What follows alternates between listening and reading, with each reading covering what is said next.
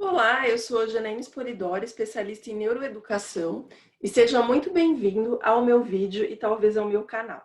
Aproveitando, não se esqueça de se inscrever, porque aqui a gente tem vídeos que falam de assuntos variados da educação, entre eles formação do professor, professor empreendedor, alfabetização, letra cursiva, neuroeducação e alguns outros assuntos aí bem interessantes para você poder ter uma boa formação pedagógica. O vídeo de hoje, ele tem um tema diferente, foi uma live do Instagram, algumas lives do Instagram eu acabo transformando em vídeo do YouTube. E essa live, ela é bastante especial para mim, porque é um assunto que a gente não costuma ter, essa diferenciação, né, dos dois diamantes da neurociência lá nas faculdades, né? Eles não tratam desse assunto. Na verdade, nenhum curso de neuro que eu fiz até o momento vai tratar aí do assunto da Marian, por exemplo, que é um dos diamonds desse vídeo, dessa formação que eu vou dar para vocês.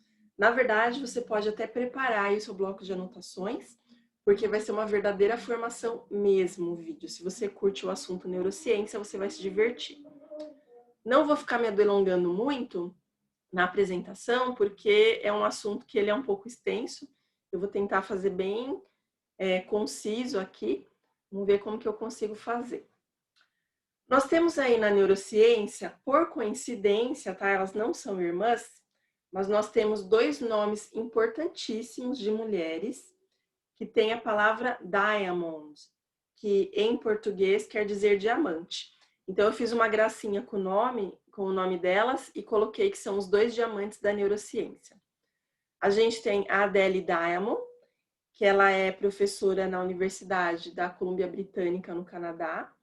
E a gente tem a Marian Diamond, que era, porque ela faleceu em 2017, ela era professora de neurologia na Universidade de Berkeley. Tanto a Adele Diamond quanto a Marian Diamond são importantíssimas para a neurociência, elas são marcos aí no estudo de vocês. Provavelmente vocês já estudaram coisas dela, das duas, né, na verdade, delas, e nem sabem, talvez, a Marian, que foi ela quem conseguiu trazer isso para nós, e foi graças a ela também que várias outras coisas surgiram.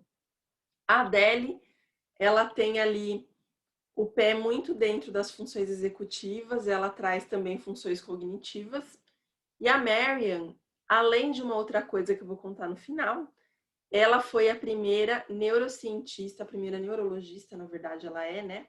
Mas a gente considera aqui como neurocientista, porque a contribuição também é da neurociência, que conseguiu comprovar a neuroplasticidade. Então, a gente tem funções executivas com a Adele, neuroplasticidade com a Marian.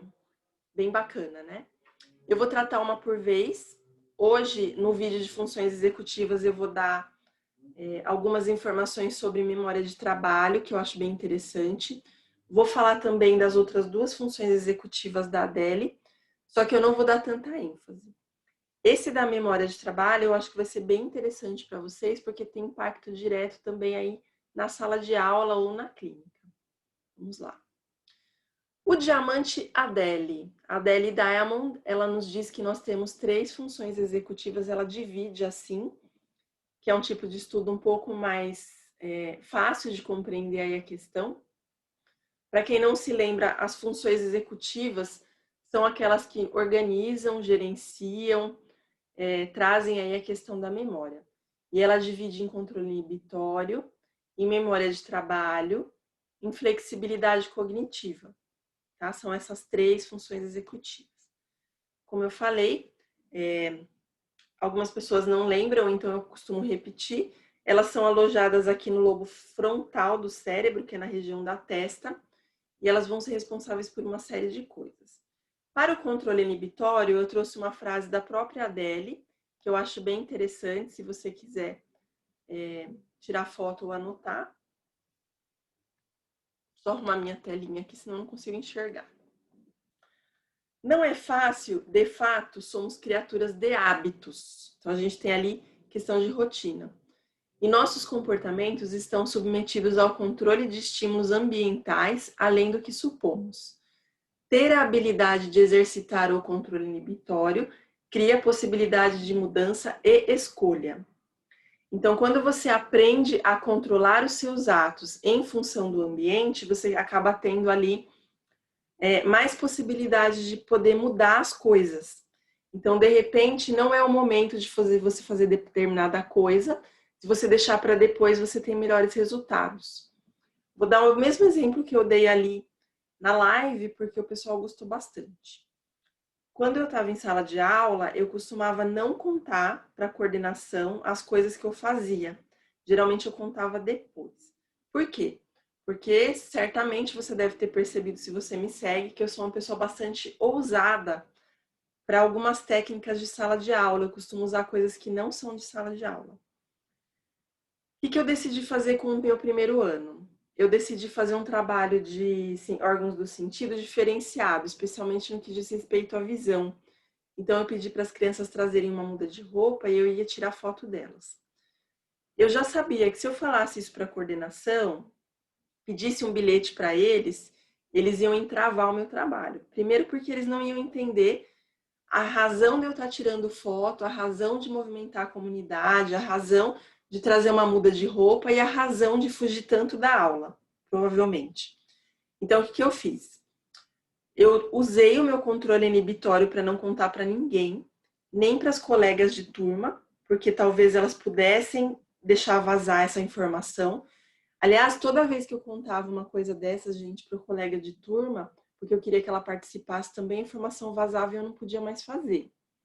Então, eu mantinha o meu controle inibitório como professora, mandava eu mesma um bilhete para as mães, muito despretensioso, assim, falando que precisaria de uma muda de roupa, porque eu queria fazer um trabalho diferenciado.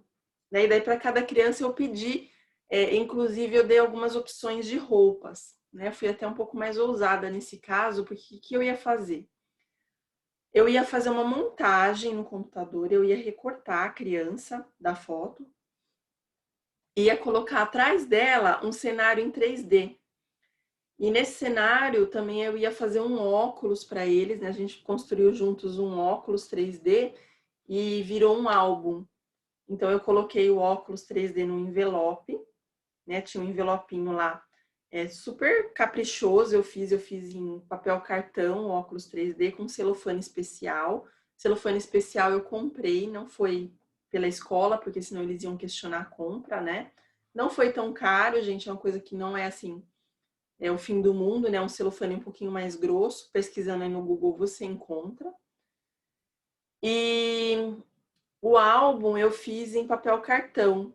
Então eu tive o cuidado de cortar ali super rapidinho no estilete, né? Os álbuns, dobrei no meio e daí coloquei as várias fotos que depois que estavam prontas, né?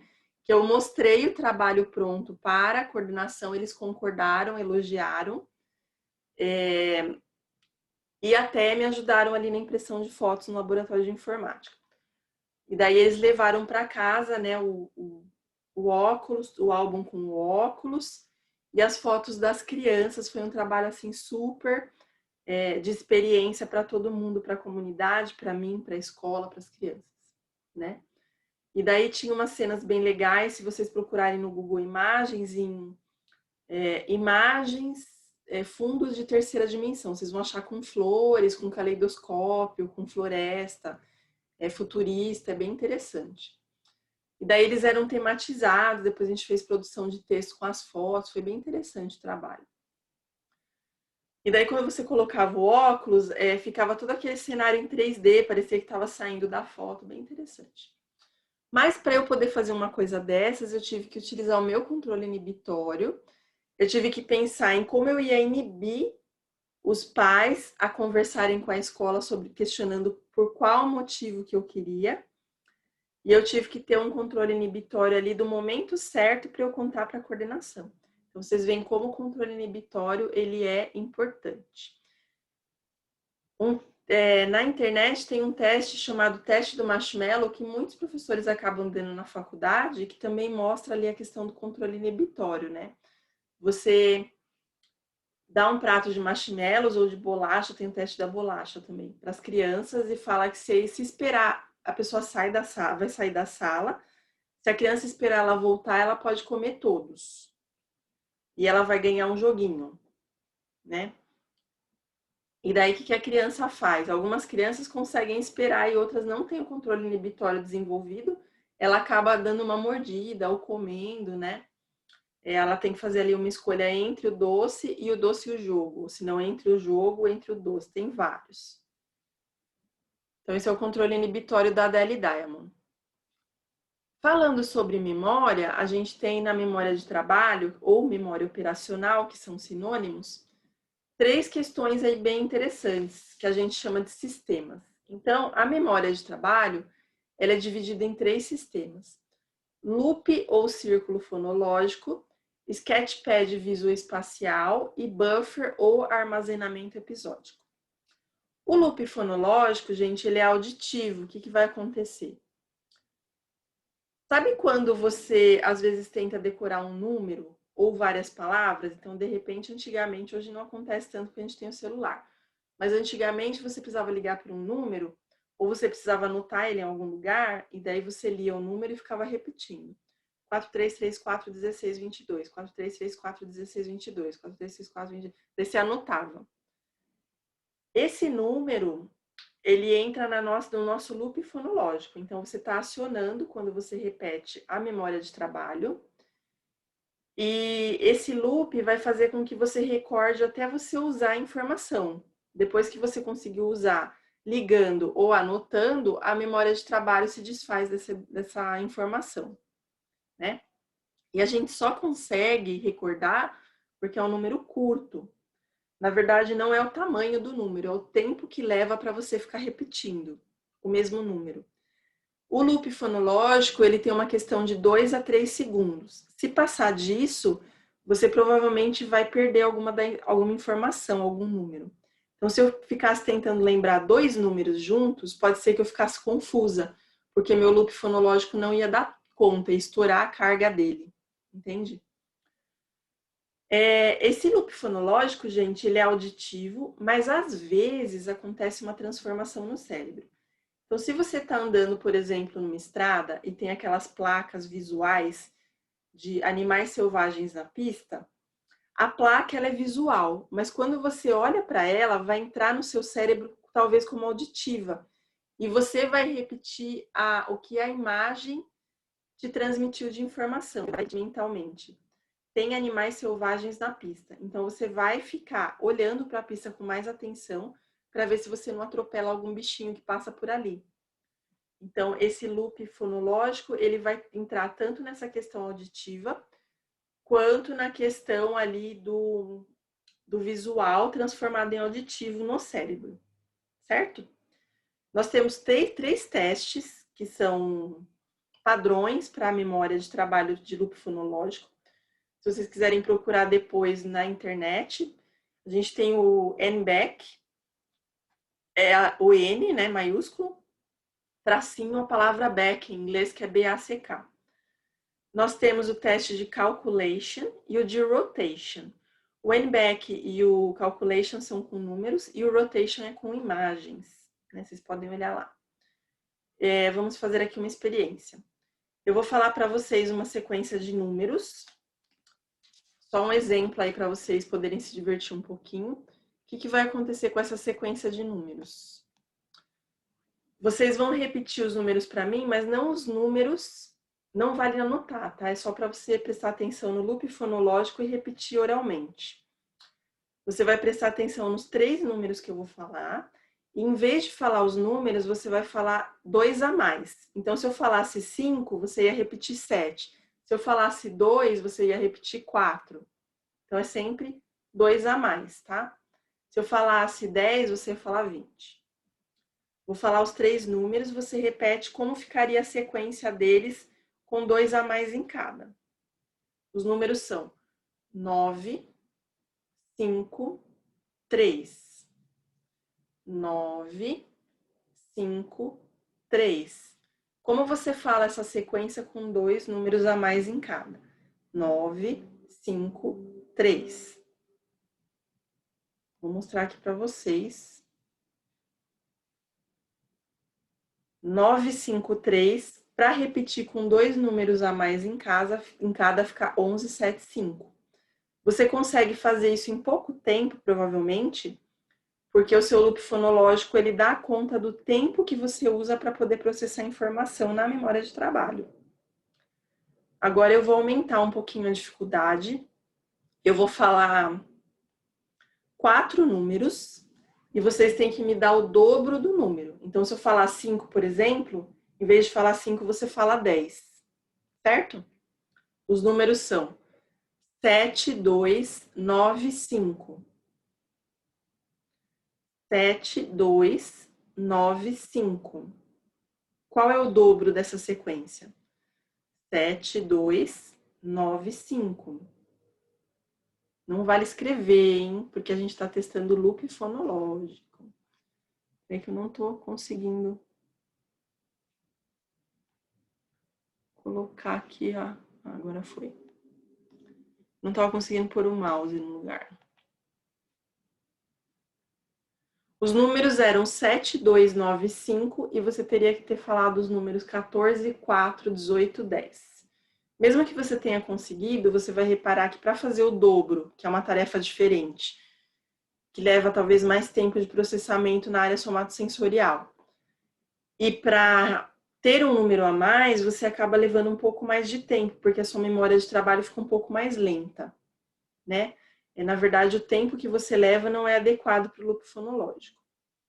Voltando lá nos nossos itens, o Sketchpad Visuoespacial é bem simples, gente. Esse daí é como se você... Eu vou dar um exemplo bem prático.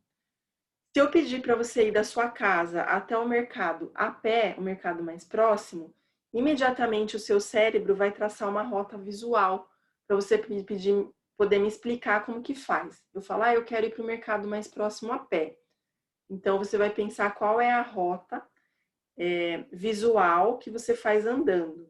É quando alguém te pergunta uma informação que a pessoa para o carro, olha, onde fica tal coisa? Daí você aciona o seu Sketchpad Visuoespacial e a sua memória de trabalho faz a questão de exercitar qual é a rota que você vai indicar para a pessoa. E o buffer episódico ou armazenamento episódico, ele é a junção dos dois.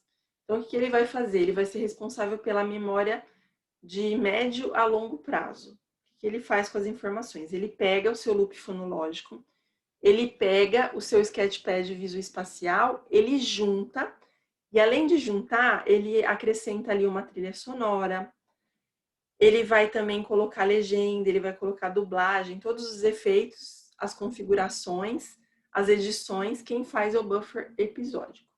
Então, a gente tem essas três questões ali da memória de trabalho, que ela funciona com esses 3 sistemas que eles são integrados ao cérebro. Bem legal, né?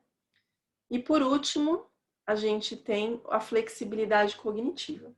Essa atividade que eu trouxe aqui para vocês, ela é bem simples, ela pode ser aplicada desde os 5 anos de idade até os 99, porque também é usado com idosos.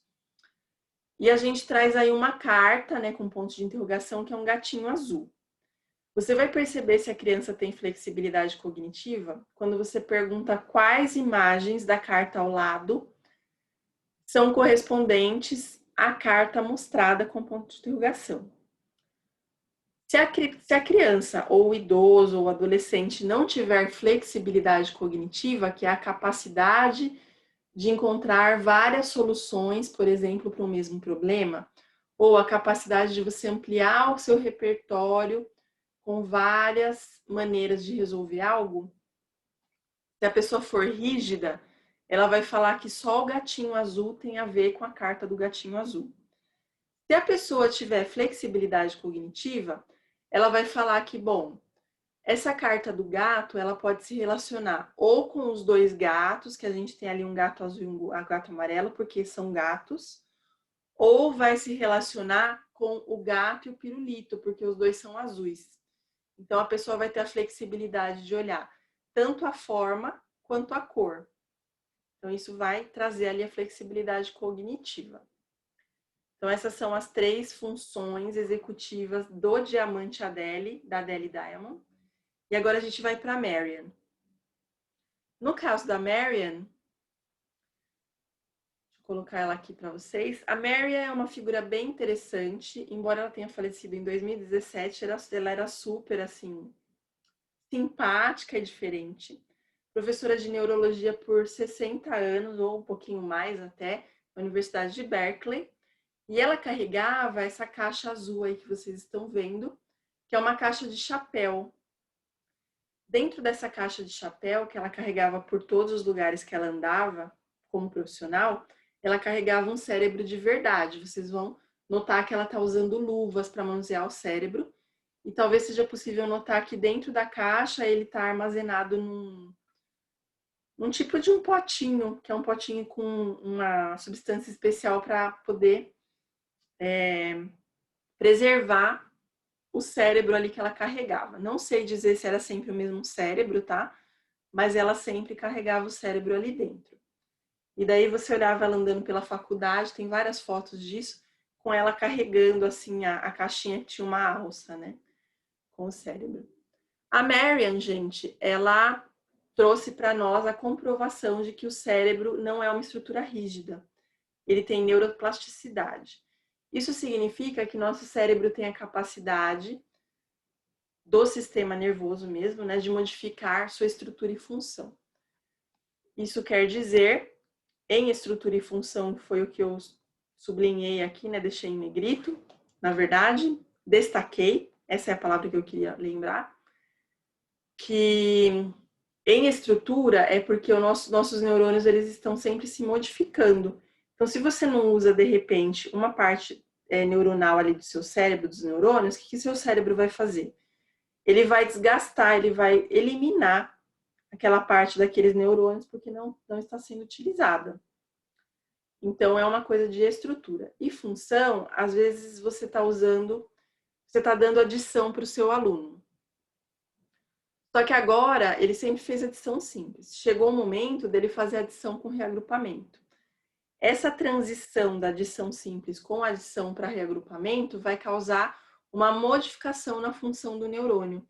Então, talvez crie novas estruturas de neurônio, mas também vai modificar a informação que a sua criança tinha antes. Então, essa modificação é uma modificação de função. Então, ele pode também pegar um neurônio que fazia uma coisa e começar a fazer outra.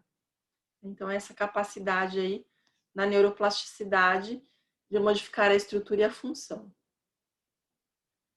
Outra coisa interessante da Marion é em relação ao cérebro do Einstein. Lembra que eu falei para vocês que tinha uma outra coisa que eu ia contar no final? Para quem não sabe da história, quando o Einstein faleceu, antes de falecer, ele pediu que fosse cremado. Quando o legista foi fazer a autópsia, ele não se conteve e ele tirou o cérebro do Einstein da caixa craniana, só que ele não avisou ninguém.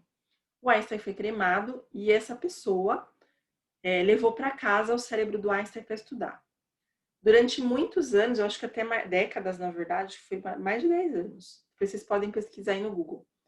Esse legista, ele estudou, ele fatiou, né, o cérebro em vários setores e estudou. Mas aí veio a imprensa descobriu, né, eu não lembro bem na história se foi ele que falou ou se a imprensa que descobriu.